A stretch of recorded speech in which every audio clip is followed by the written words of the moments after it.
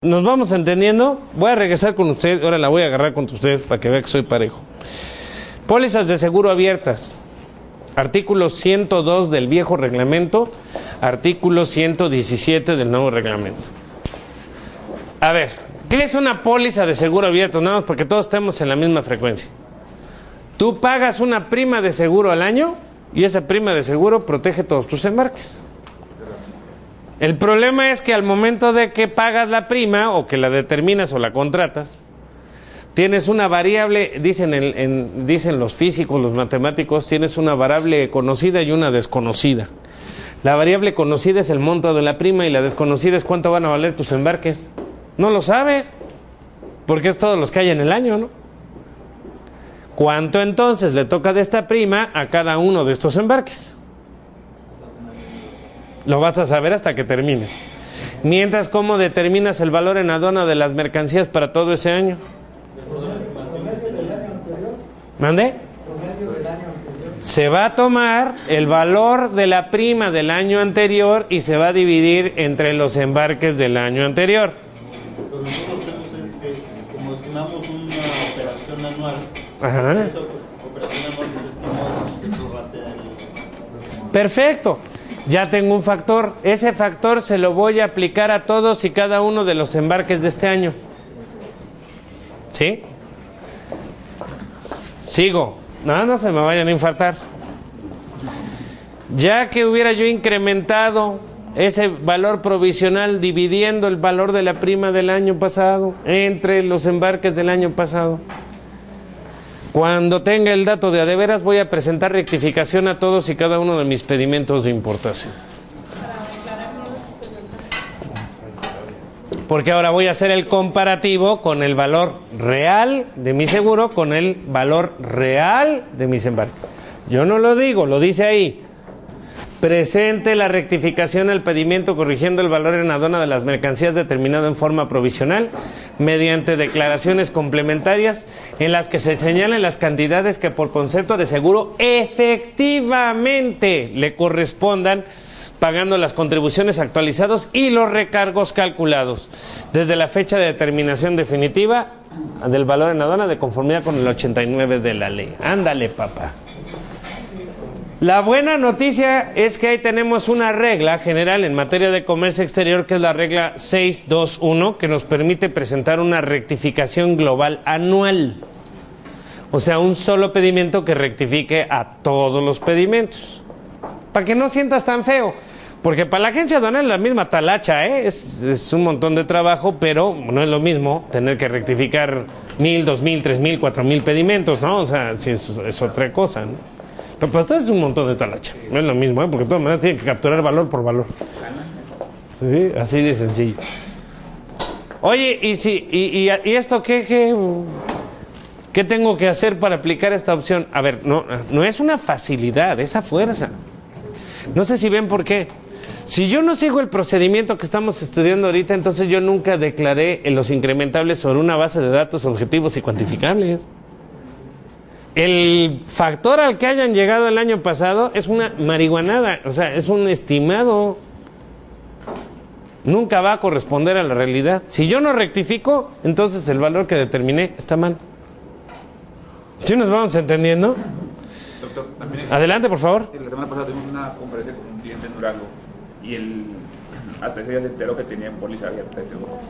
Entonces le digo, todos tus pedimentos son SWOT y no es declarado el seguro. No sabía que... Eso también hay que tener colmillo, ¿no? A ver, si soy una empresa multinacional, tienes que preguntar. Lo más probable es que lo tengan. O sea, pocas, por no decir casi ninguna de las empresas multinacionales se avientan a traer sus embarques sin seguro.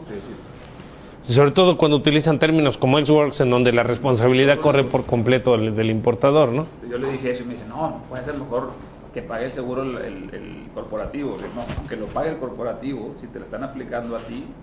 No, es que ahí puede haber un truco. El artículo 65 de la ley aduanera estipula que los incrementables solo se deben de tomar en cuenta en la medida que se reúnan dos condiciones. La primera es que no estén incluidos ya en el precio pagado y la segunda es que corran a cargo del importador. O sea, si la empresa no paga el seguro, Entonces, en estricto sentido es no incrementable. Ahí hay unas... Ellos sí pagaban. No, pues están adentro, ¿no? Sí, pero digo, él pensó para el futuro que pague el corporativo. Sí. Pero todos los anteriores, digo, es que...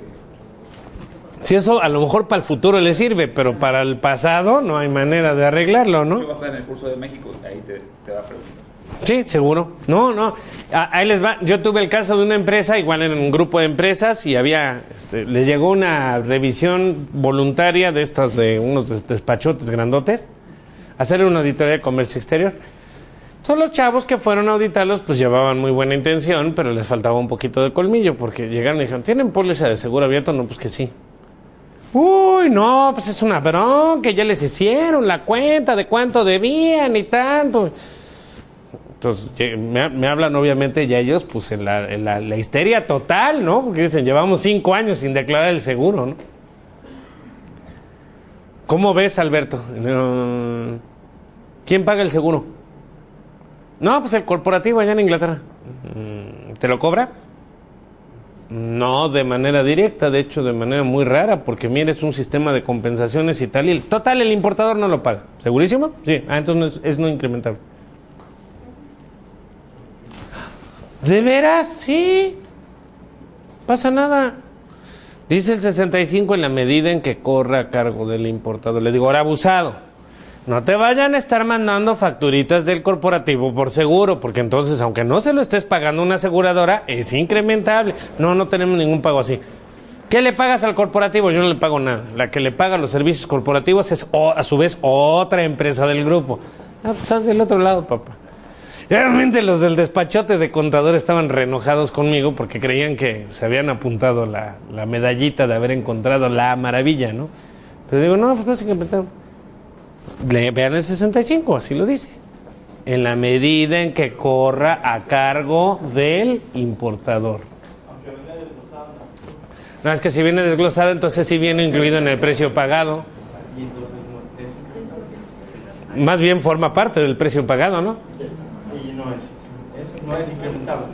A ver, un incrementable es aquella cantidad que tú le tienes que adicionar al precio pagado por las mercancías para llegar al valor en aduanas. Esto ya no se lo tienes que adicionar, ya está dentro. Dentro del precio. Así es. No, aquí hablábamos de una póliza de seguro abierta, ¿sí me explico? Que llegó el despacho, llegaron los chavos y dijeron, ya los agarramos y les encontramos el errorzazo. Ya se imaginan, llevan casi a correr al de tráfico, al contador, a los que iban pasando, a todos, porque además hicieron una cuenta súper escandalosa, porque metieron el seguro para los últimos 5 años de pedimentos y era una cantidad loquísima, ¿no? Le digo, pero es que no lo pagan ellos. No, a ver, ¿cómo otra vez? Así como again. No, pues sí, miren, el 65 de la ley dice en la medida que corra a cargo el importador, ustedes no lo pagan. No se incrementó. Así de simple. Entonces, sí hay que estudiar cada caso en particular, pero la verdad es que esta anécdota que les acabo de platicar es poco frecuente. La mayoría de las empresas que tienen una póliza de seguro abierta sí la pagan directamente. Y ahí está el recibote de la prima. Y lo peor es que ni siquiera los de la GASE ni siquiera tienen que ser unos genios. Lo único que tienen que hacer, declarar la declaración anual. Hay un rubro de seguros. Y de hecho yo ya tuve 3 auditorías en la Torre del Caballito, ahí en la Ciudad de México, en donde así les llegan por la vía de la declaración anual. Dicen, a ver, en la declaración usted declaró haber pagado por concepto de seguros tanto más. Cuando traiga usted la póliza de seguro y la explicación de si eso no es incrementable para efectos de la ley aduanera. Prángatelos, pues ya los agarraron, ¿cómo lo niegas? ¿Sí nos vamos entendiendo? Entonces, si el importador no sigue... otro detalle. Para ejercer esta opción no es así de yo lo hago ya mañana, ¿eh? Se tiene que presentar un aviso previo de que se va a manejar la opción de póliza de seguro global y determinación provisional del valor en aduana. Ese aviso previo se tiene que presentar y además en cada despacho aduanero se tiene que acompañar la póliza de seguro al momento de importar. Ahí lo dice, miren. Quienes ejerzan la opción establecida en este artículo deberán presentar un aviso ante la autoridad aduanera en la forma oficial aprobada por el SAT. Esta forma oficial está en el anexo 1 de las reglas. Debiendo transmitir en documento electrónico digital la póliza a que se refiere el primer párrafo, además de los del 36A de la ley. O sea que cada vez que despachen, dentro de los e-documents, tiene que ir la póliza de seguro global también. ¿Sí nos vamos entendiendo? Entonces no es un juego, está bastante claro. Igual ya para terminar con esta sección de lo que normalmente las empresas no tienen, porque era un diálogo de locos. Vinculación. Ustedes tienen que manifestar en el pedimento de importación si están vinculados o no. Y luego tienen que manifestar en otro campo si esa vinculación afecta o no el precio. ¿En qué se basan las empresas para poner que no afecta el precio? Pues sabe tú, le pone no afecta, ¿no? ¿Por qué? Pues porque yo creo que no.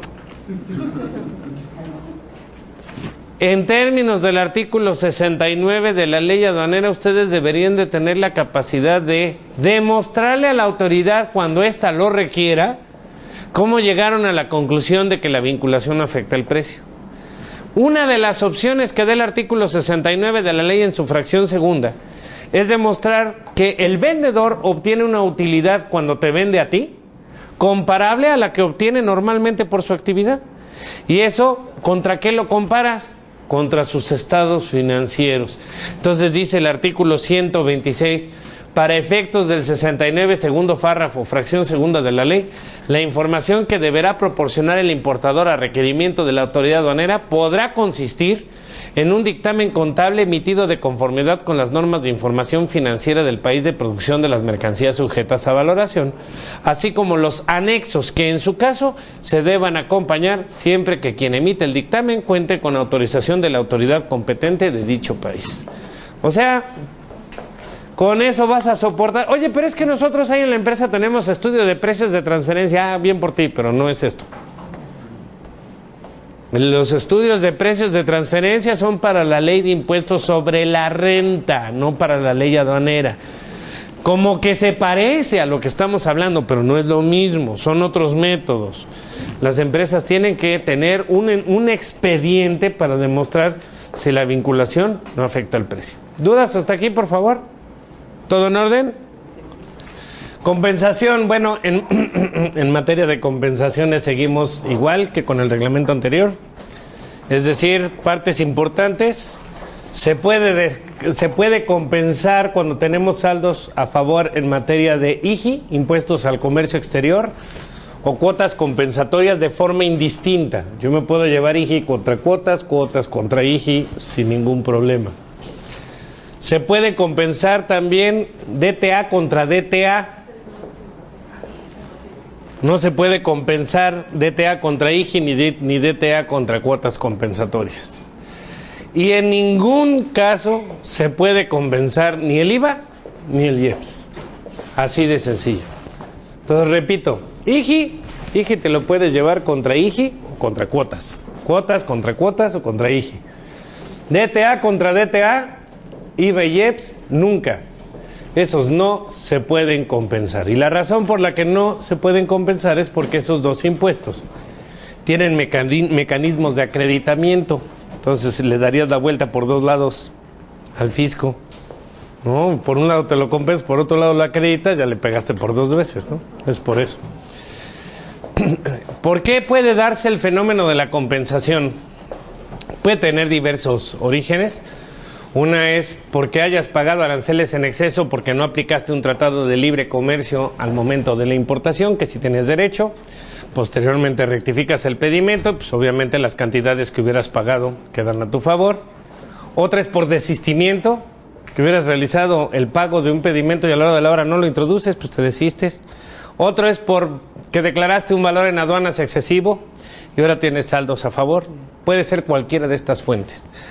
El procedimiento, por lo tanto, para poder compensar, significa la presentación del pedimento donde pretendes aplicar la compensación junto con un aviso. El aviso de compensación es uno de los formatos que forma parte del anexo 1 de las reglas generales en materia de comercio exterior. Es un formato preestablecido. Se va a presentar también copia del pedimento que origina el saldo a favor, el escrito o pedimento de desistimiento, si ese fuera el caso, si el origen es un desistimiento, o de la rectificación, según corresponda.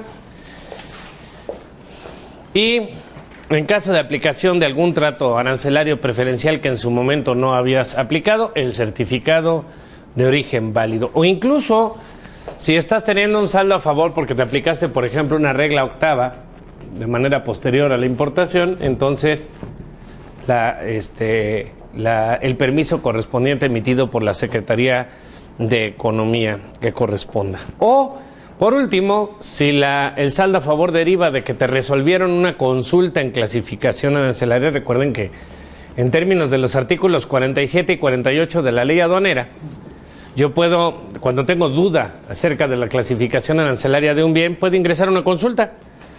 Nada más que, dice la ley, mientras dura el tiempo de respuesta, tú tienes que pagar conforme a la tasa más alta. Si luego resulta que te resuelven que deberías de haber importado con la que pagaba menos, entonces vas a tener un saldo a favor. Entonces ahí también anexarías como comprobante de esa situación la resolución a la consulta en términos del artículo 47 de la ley aduanera. ¿Sí vamos bien hasta aquí, por favor? Cambio de régimen. Recuerden ustedes que también hubo un cambio significativo, una reforma significativa en torno a los cambios de régimen en diciembre del 2013. Antes la ley decía que solo puedes cambiar de régimen lo que expresamente la ley permita. Ahora ya no es así, ahora puedes cambiar de régimen cualquier importación temporal siempre y cuando cumplas con los requisitos de la regla 227 y de ahora el artículo 140 del reglamento de la ley aduanera, que no tiene gran ciencia. Pues para hacer un cambio de régimen tengo que hacer un nuevo pedimento en términos de los artículos 36 y 36A de la ley. Tengo que cumplir con las regulaciones y restricciones no arancelarias aplicables a la fecha de cambio de régimen. Es importante, no las que estaban vigentes al momento de la importación temporal, sino en la fecha que yo haga el cambio de régimen. Y pagar las contribuciones, cuotas compensatorias, incluso en el caso de cuotas compensatorias se tiene que pagar con la que estén vigentes al momento de cambio de régimen, considerando el valor en aduanas que se hubiera declarado cuando se hubiera ingresado la mercancía al país. Obviamente, cantidades que se van a actualizar. El pago de las contribuciones se va a actualizar en términos del artículo 17A del Código Fiscal de la Federación. Dato importante, ni el reglamento ni la regla mencionan recargos, solo actualización. Eso es un dato importante. ¿Desde cuándo va a correr la actualización? Desde la fecha en que se realizó la importación temporal y hasta el momento en que se lleve a cabo el cambio de régimen. Y dice lo demás que establezca el SAT mediante reglas, pero en este caso la regla 227, que es la que nos establece en la mecánica de cambio de régimen, no pone requisitos muchísimo mayores para efectos del cambio de régimen. ¿Sí vamos bien hasta aquí, por favor? Seguimos.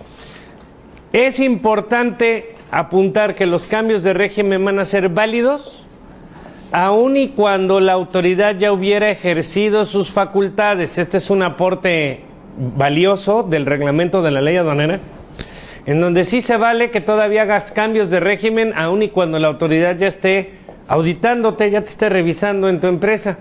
Nada más con un favorcito. En ese supuesto, las mercancías tienen que estar presentes en el domicilio de la empresa. Nada de que voy a cambiar de régimen las cosas porque ya las realicé por ahí, ¿verdad?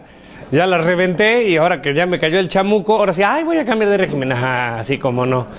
Tienen que estar ahí en los domicilios registrados para efectos del SAT.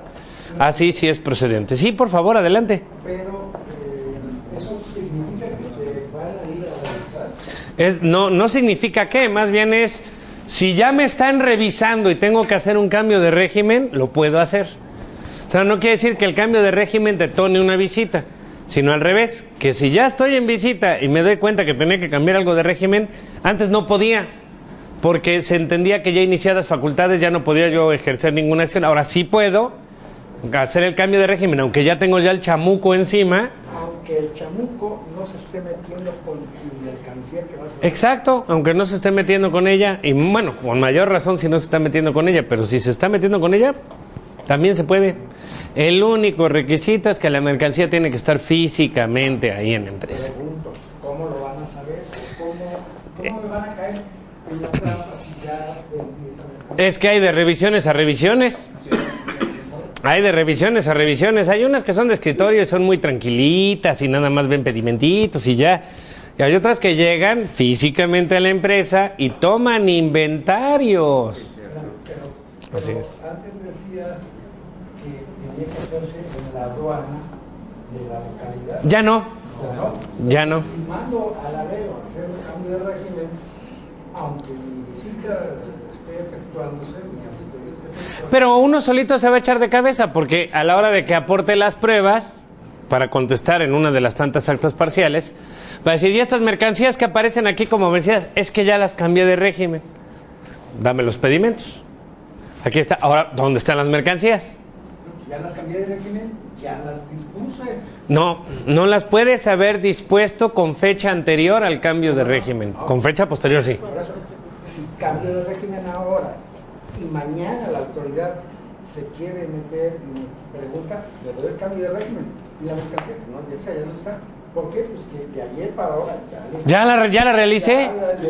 Sí, claro, pues sí, sí, claro. Claro, mientras contablemente no haya un registro de que la salida es anterior.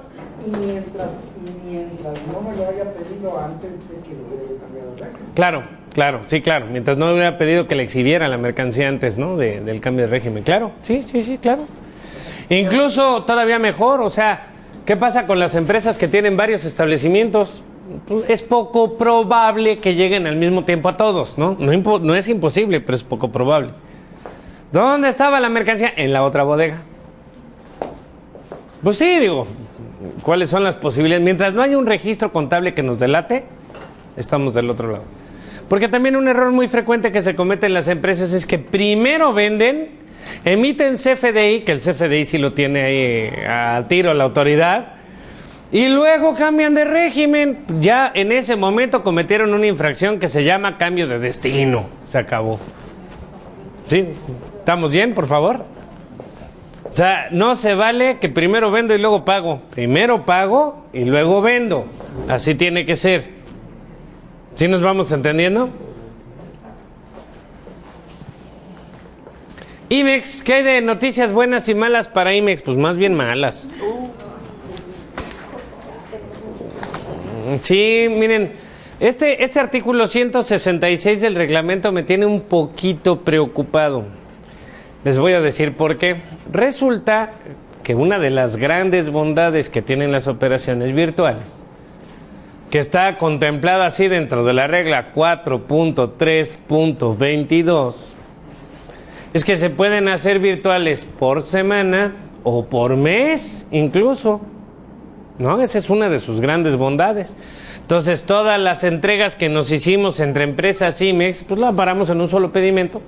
Tiene su chiste, hay que apartar el número de pedimentos desde el inicio de mes, en fin, hay una serie de condiciones que observar, pero es cómodo hacer una mensual. Bueno, pues resulta que dice el reglamento que no. Ahora dice que los pedimentos que se transmiten únicamente podrán amparar las mercancías que se trasladen en un solo vehículo. Fracción primera. ¡Wow!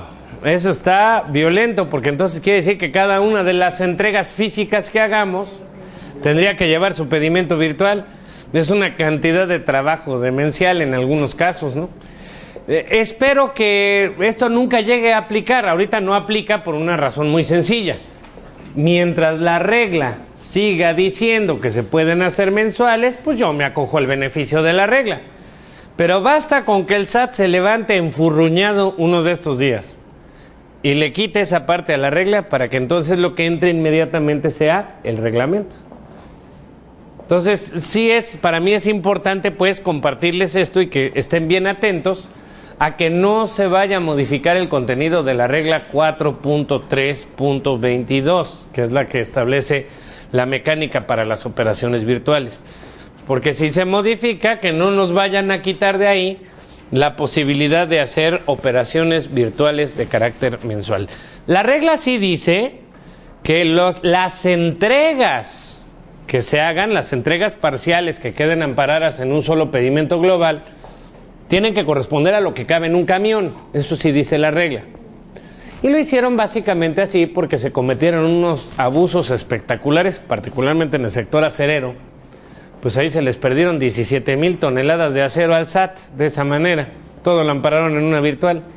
Imagínate lo que es manejar 17,000 toneladas de acero. ¿Cuántos camiones son, no? Bueno, pues los hicieron en un solo pedimento y dijeron, y a ver, y alégale al Empire, ¿no? Sí, por favor. ¿Qué empresa hizo eso? No puedo decir el nombre. No, es información reservada en términos del 69 del Código Fiscal de la Federación. No es en serio, me puedo meter en una bronca y puedo meter una bronca al funcionario que me lo reveló. No, eso es bien importante, ¿eh? ¿Dominio público? No es de dominio público. Bueno, no sé si está en internet. Yo no lo he visto. Búsquenle en internet fraude acero 17,000 toneladas, a ver. Porque, por ejemplo, Hasbro sí apareció en internet y fue en varios periódicos. La trancazota que les metieron de 60 millones de dólares por precios de transferencia, eso sí fue de dominio público. Pero fue una confesión que me hicieron la gente del SAT. Me dijeron, una de las razones por las que aborrecemos con toda nuestra alma a las virtuales y a las IMEX es por esto. La empresa fulana de tal le hizo así, 17,000 toneladas. Sí. ¿Te enteraste de la noticia de noche a la hora de Manzanillo que agarraron pasta de coca? No, a ver cómo estuvo. Muy interesante porque detectaron unos tambos con Ajá. pasta de mora que vienen de Sudamérica. Pasta de mora. Colombia, Sí. Y ¿Traía coca o qué traía? traía coca. Nah, pues eso no es raro, ¿no? Traía coca. No, Tuvieron pues- que quitarle el estado sólido, esperaron que le pusieron a que se fuera líquido y se separaron en tres partes y una de ellas era pasta de coca. Sí, claro. Pero lo que me llama la atención por lo que lo traigo a la plática es que en las noticias dijeron cosas que la gente no domina, que nunca habían dicho y que son muy interesantes para nosotros. Dijeron que habían presentado su declaración anual en ceros, Ah, caray. que habían declarado su IMEX correctamente y que no creo que otra cosa, que es información que normalmente... Términos muy técnicos, pues, que solo los que estamos metidos en el ajo, claro, sí. Oh, qué bueno que lo hagan así los reporteros, porque yo a los reporteros siempre los ando amansando. Por ejemplo, yo ya tengo mi reportera de confianza, que se llama Carmen Luna, de CNN. Esa ya que cuando me entrevista ya está alineada. Porque sí, híjole, son bravísimos. O sea, me acuerdo una vez que llegué a la casa de ustedes, estaba prendida la tele, estaba López Dóriga. Yo no veo a López Dóriga, pero estaba mi suegra, y lo estaba viendo. Hay gente de cierta edad que